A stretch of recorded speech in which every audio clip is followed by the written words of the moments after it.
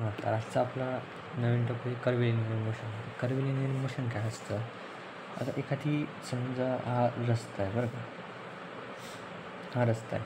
तर जर एखादी बाईक म्हण किंवा एखादी व्हेकल जेव्हा इथून असं टर्न घेत असेल हां, तर ह्या इथं जे मोशन परफॉर्म करेल ना त्याला कर्व्हिलिनियर मोशन म्हणतात. आता कर्व्हिलिनियर मोशनमध्ये काय काय कंपोनंट्स असतात? तर समज ह्या रस्त्याचे काहीतरी पर्टिक्युलर रेडियस असते, ज्याला आपण आर वेक्टर म्हणतो. नंतर तर व्हेकल टर्न घेत आहे ना, सो त्याची एक्स ॲक्सिसच्या इथं काहीतरी वेलॉसिटी असेल आणि वाय ॲक्सिसच्या अलॉंग काहीतरी वेलॉसिटी असेल. सेम फॉर ॲक्सिलेशन, एक्स ॲक्सिसच्या रिलेटेड पण काहीतरी ॲक्सिलरेशन असेल तिथं आणि वाय ॲक्सिसला पण रिलेटेड काहीतरी ॲक्सिलेशन असेल. तर हे जे ॲक्सिलरेशन आहे त्याला आपण टँजेन्शियल ॲक्सिलरेशन म्हणतो आणि हे जे ॲक्सिलरेशन याला नॉर्मल ॲक्सिलरेशन किंवा मग रेडियल ॲक्सिलरेशन म्हणतो आपण. आता याच्याशी रिलेटेड फॉर्म्युले कोणकोणते येतात? तर जर वेलॉसिटीचे कंपोनंट्स चेंज होत आहेत, म्हणजे वेलॉसिटी म्हण किंवा डायरेक्शन म्हण, पोझिशन चेंज होत आहे, तर मग काय येणार? R bar. हा आर बार वेक्टर आहे आपला. तर तो कशाशी रिस्पेक्टेड चेंज होतो आहे? एक्सला पण एक्स ॲक्सिस रिलेटेड पण काहीतरी चेंजेस होतील त्याचे, वाय ॲक्सिसचे रिलेटेड पण आणि समटाईम जे ॲक्सिसचे रिलेटेड पण. तर मग हा झाला आपला एक्स कंपोनेंट, हा झाला पोझिशनचा X component, Y position component आणि झेड पोझिशन कंपोनेंट. आता जेव्हा याचं आपल्याला मॅग्नेट्यूड विचारलं ना, ते काय असतं आपलं x square plus y square plus Z square, बरोबर. आता आर म्हणजे काय? डिस्टन्स आहे, डिस्टन्स. मग आपलं डिस्टन्सपासून आपण वेलॉसिटी कशी काढतो? तर वेलॉसिटी काय असते आपली? V is equal to D R by D T, बरोबर. मग आता याचा आपण काय करणार? हे जे इक्वेशन आहे याचं डेरिव्हेटिव्ह घेणार. याचं डेरिव्हेटिव्ह कसं येणार? D by D T X I cap plus Y J cap plus Z K cap, बरोबर. तर याचा डेरिव्हेटिव्ह घेतला आपण. मग इथं काय येणार? V bar is equal to D X I upon D T plus D Y upon D T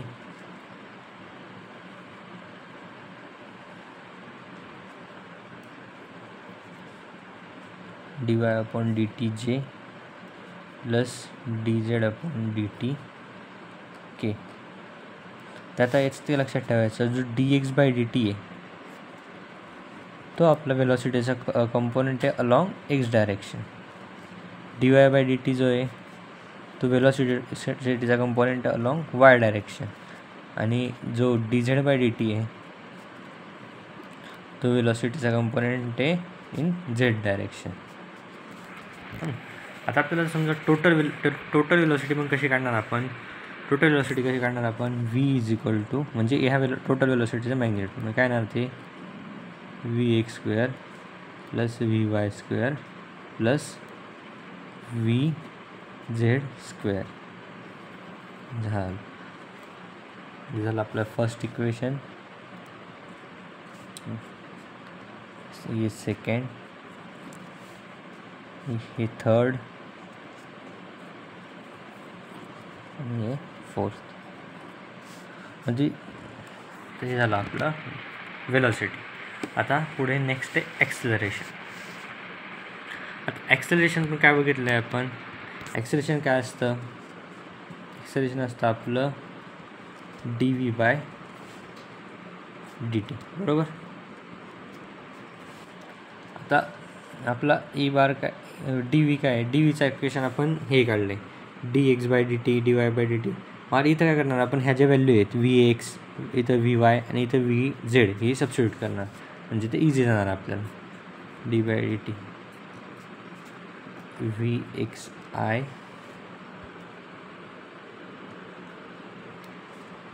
plus V Y J plus V Z के.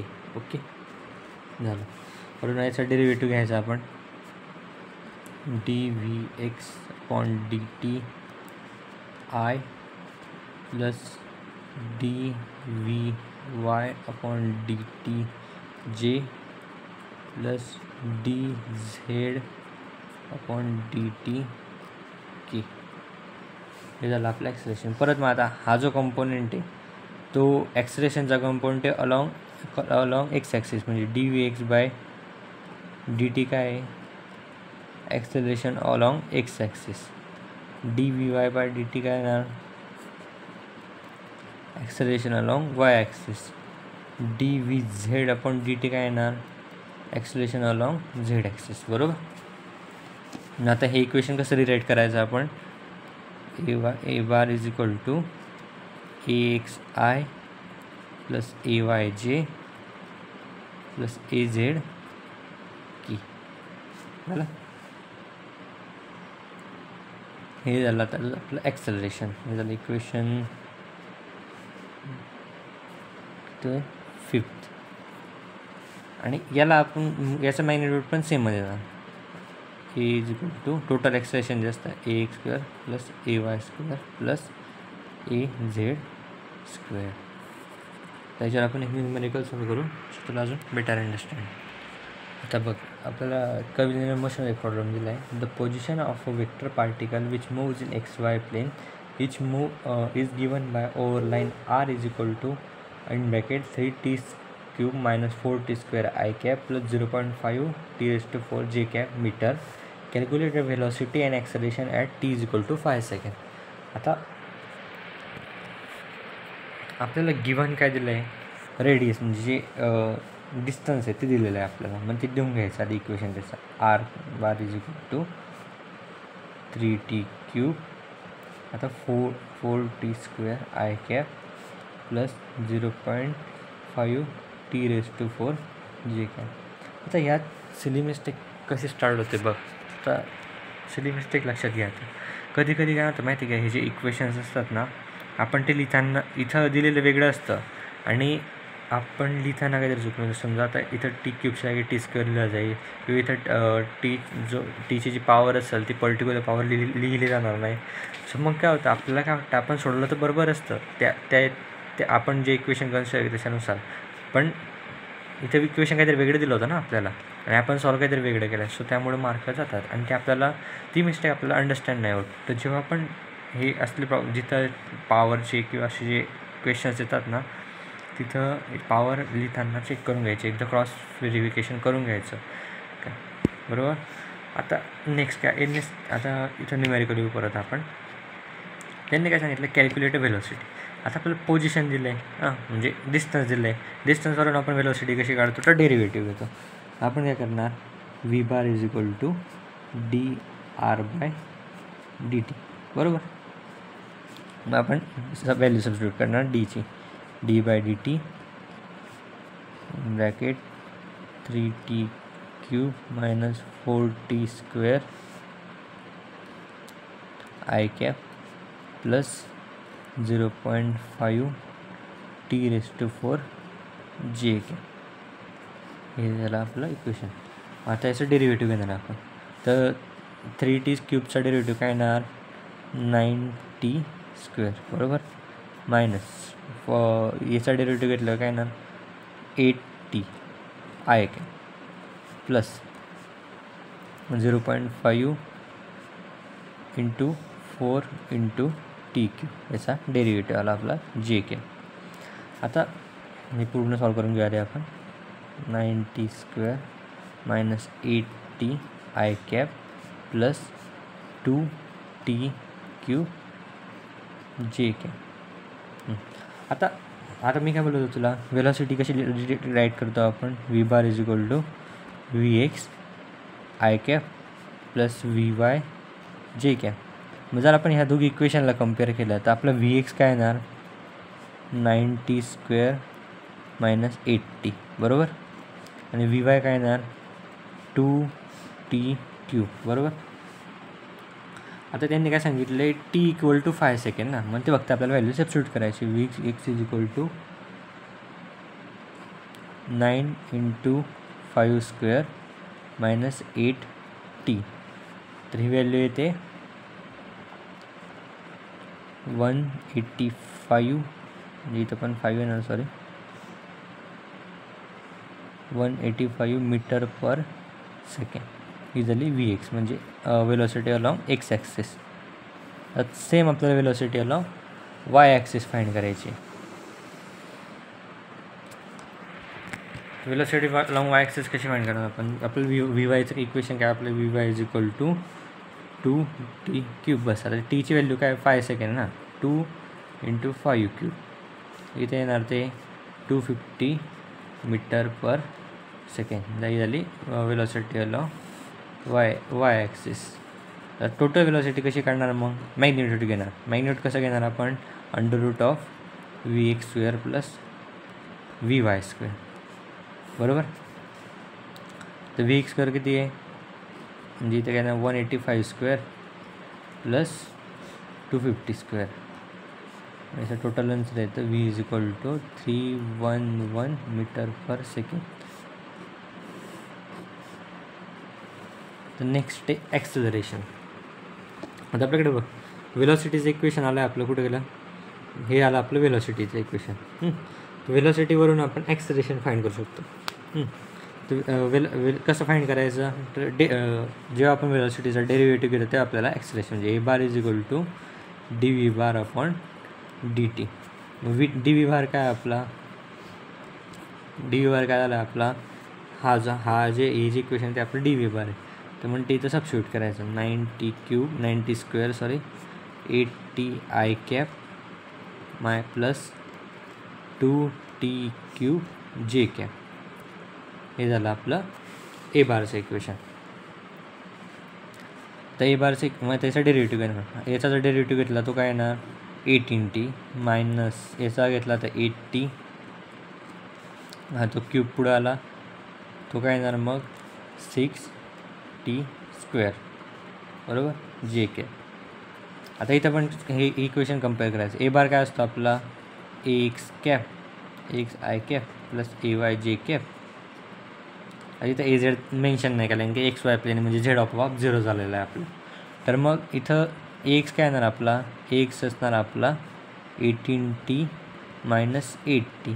आता इथं t is equal to 5 second आपण सबस्टिट्यूट केलं म्हणजे 18 म्हणजे t नाही आहे तर 8 आहे. 18 × 5 मायनस 8 मग याचा आन्सर काय येणार? 82 मीटर पर सेकंड. ए वायचं कसं करायचं बरं? ए वाय काय असणार आपला? 6t². इथं 6 × 5² 25 म्हणजे येणार 150 मीटर पर सेकंड, बरोबर. आता आपल्याला याचं मॅग्निट्यूड काढायचं. मॅग्निट्यूड कसं काढणार आपण? a is equal to √of ax² plus ay² म्हणजे 82² प्लस 150². मग याचा आन्सर आहे तर कॅल्क्युलेटर माझा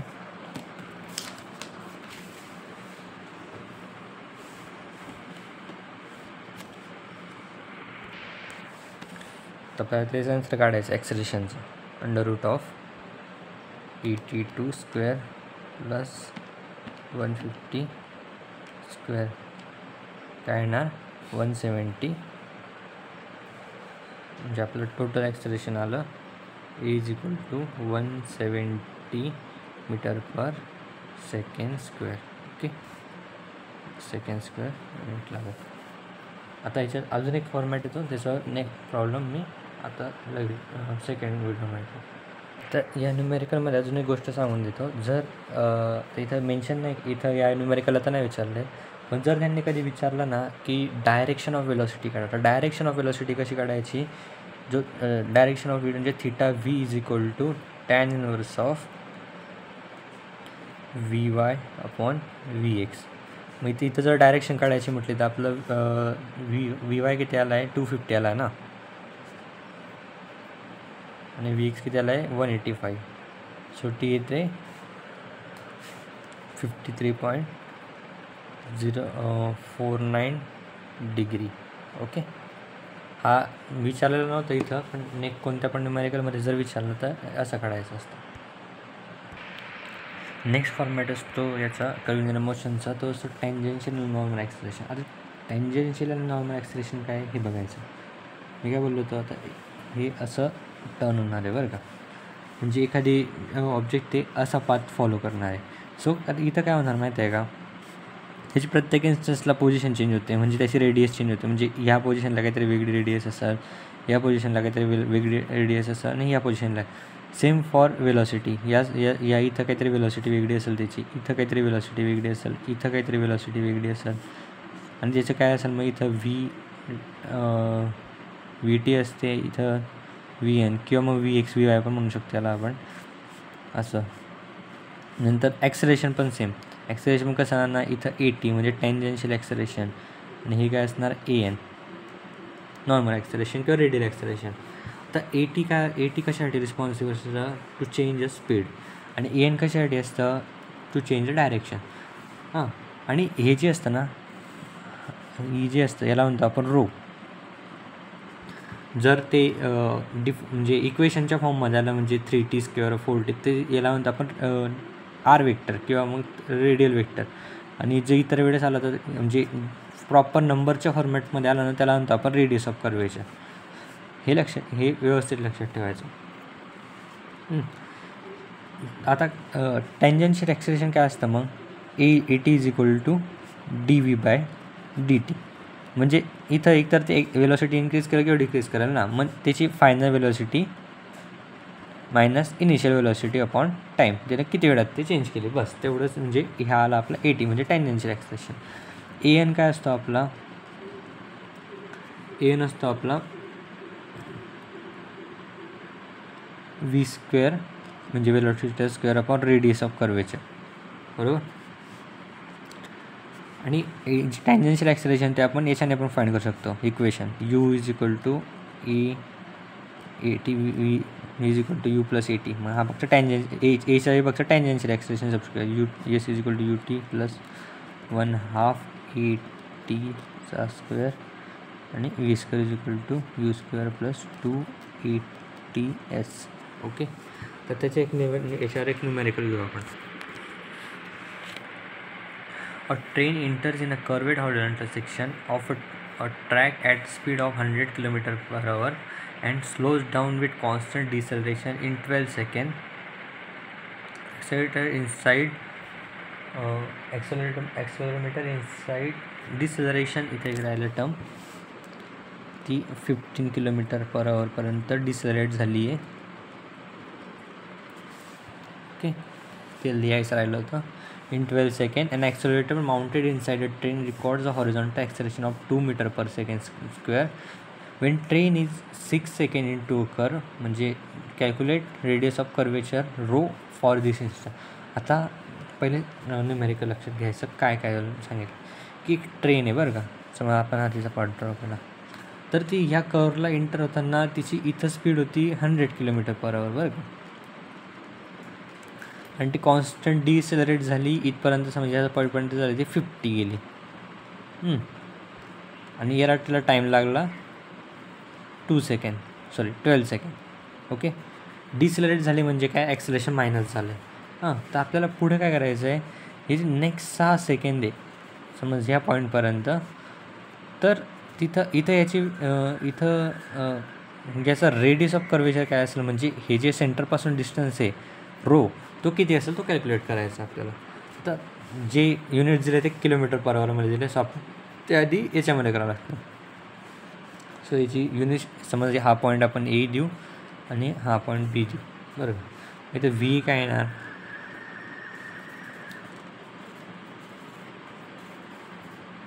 $100 km/h बरं का. मग 100 × 10⁻³ अपॉन 3600 कॅल्क्युलेशनमध्ये केलं तर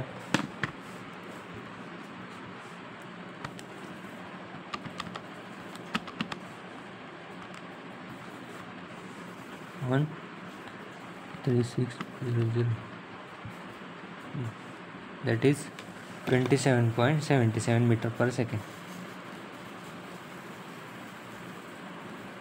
नेक्स्ट आहे आपली व्ही बी, जे पॉईंट काय आपली 50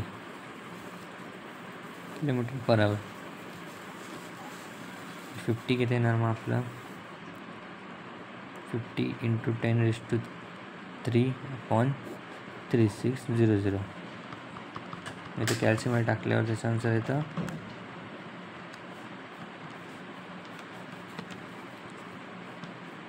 13.88 ओके मीटर/सेकंड. आता नेक्स्ट काय करायचं, तर मी काय बोललो होतो तुला, टँजेन्शियल ॲक्सेलेरेशन काय असतं, change in velocity. Change in velocity कोणतं, final minus initial upon time. तर इथं आपण टँजेन्शियल ॲक्सेलेरेशन 80, मग आता हिची इथं वेलॉसिटी काय आहे 15 km/h बरं का, म्हणजे 15 म्हणजे इथं आपलं मीटर/सेकंड आहे 13.88. हां, इनिशियल काय होती 27.77 आणि टाईम किती लागला होता त्याला डिस्क्रीट व्हायला 12 सेकंड ना. आता हे जर आपण कॅल्शियममध्ये सॉल्व केलं 27.77 अपॉन 12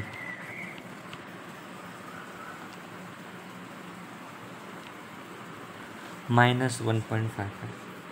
आता बघ इथं बोललो तर डिसलरेट्स आहे म्हणजे बरोबर आपलं मायनस आलं म्हणजे आपलं आन्सर व्यवस्थित आलेलं आहे. हे क्रॉस व्हेरीफाय करू शकते तू, जर तुला वाटलं की आन्सर चुकीचं आहे का नाही. मायनसमध्ये आन्सर आलेलं आहे आणि डिसलरेट्स डिॲक्सेलेरेशन झालं आहे त्याच्यासोबत, सो आपला आन्सर आपण बरोबर केलं. आता तर त्यांनी काय सांगितलं होतं पुढं, Wien an accelerator mounted inside a train records a horizontal acceleration of 2 m/s. आताचं त्याने त्याचं जे म्हणजे त्यांचं म्हणणं काय आहे, जर जे ट्रेनमध्ये एक ॲक्सेलरोमीटर आहे ना, त्याने जे हॉरिझॉन्टल ॲक्सेलरेशन 2 m/s रेकॉर्ड केलं. तर आता जे 2 m/s आहे, आता इथं कन्फ्युजन काय होतं माहिती आहे का, त्यांनी काय बोललं हॉरिझॉन्टल ॲक्सेलरेशन, मग आपल्याला काय वाटतं की टँजेन्शियल ॲक्सेलरेशन असू शकते, पण तसं नसतं आहे. जे दिलं आहे ते आपलं टोटल ॲक्सेलरेशन असणार, A = 2 m/s दिलं आहे त्यांनी, बरोबर. तर 2 m/s दिलं आहे ना, तर मग टोटल ॲक्सेलरेशन कसं काढतो आपण, A√80² + AN², बरोबर. AN². आता 80² किती, इथं आपण सगळे व्हॅल्यू पुट करणार, 2 -1.15² + AN². आता हे सगळं रूटमध्ये आपल्या रूटचे बाहेर काढायचं, असं स्क्वेअरिंग ऑन बोथ साईड, म्हणजे 2चा स्क्वेअर झाला 4 आणि हे तसं -1.5² + AN². तर हा हे या साईडला घेऊन जाऊ आपण, 4 - -1.15². ओके. आता इथं कधी काय होतं माहिती आहे का, आपल्याला काय वाटतं इथं मायनस आला आहे प्लस आहे, पण हा मायनस जो आहे तो स्क्वेअरमध्ये, सो तो प्लस नाही होणार अजून.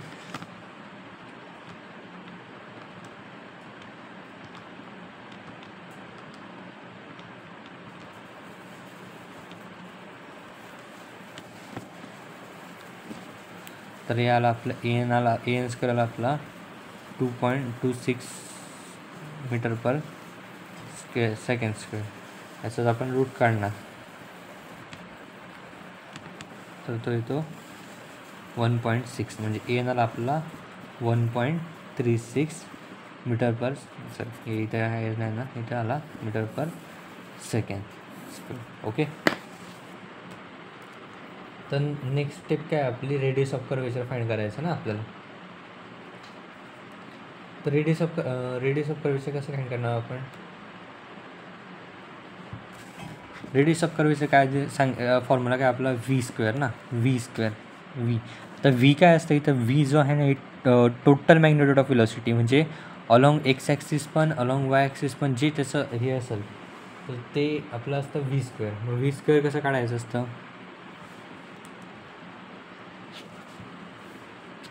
V², सॉरी या न्यूमेरिकलमध्ये थोडी मिस्टेक झाली होती.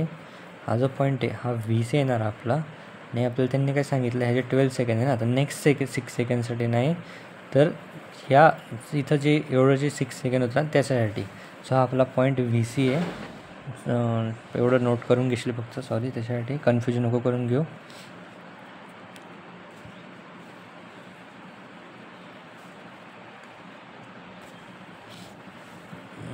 तर आता आपल्याला काय करायचं, आता 6 सेकंडचं असताना त्याचं रेडियस ऑफ कर्वेचर फाइंड करायचं आहे ना. तर मग काय करणार आपण, ए टी किती दिलेला आहे आपल्याला, ए टी आला आपला -1.15 मीटर पर सेकंड, बरोबर. ए टी आला आपलं -1.15 मीटर पर सेकंड. आणि मग आपण काय करणार, मग आता जो व्ही आहे तो काढायसाठी आपण काय करणार, म्हणजे व्ही व्हीच्या वेलोसिटी फाइंड करायला kinematical equation U plus A T T. तर व्ही बी किती होता आपला, तो फाइंड करायचा आहे.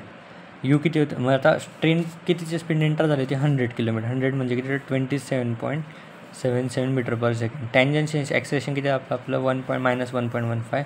टाईम किती होतं त्याचा, 6 सेकंड, बरोबर.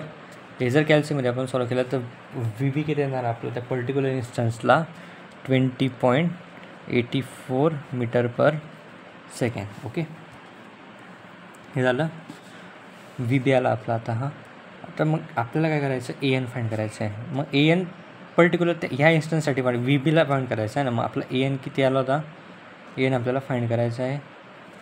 त्याचा फॉर्म्युला असतो ए एन आपण फाइंड केला, रेडियस ऑफ कर्वेचर आपल्याला फाइंड करायचं आहे.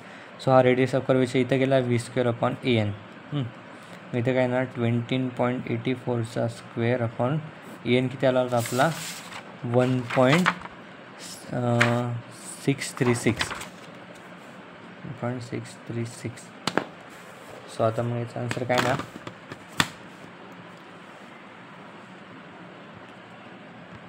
and 84 square upon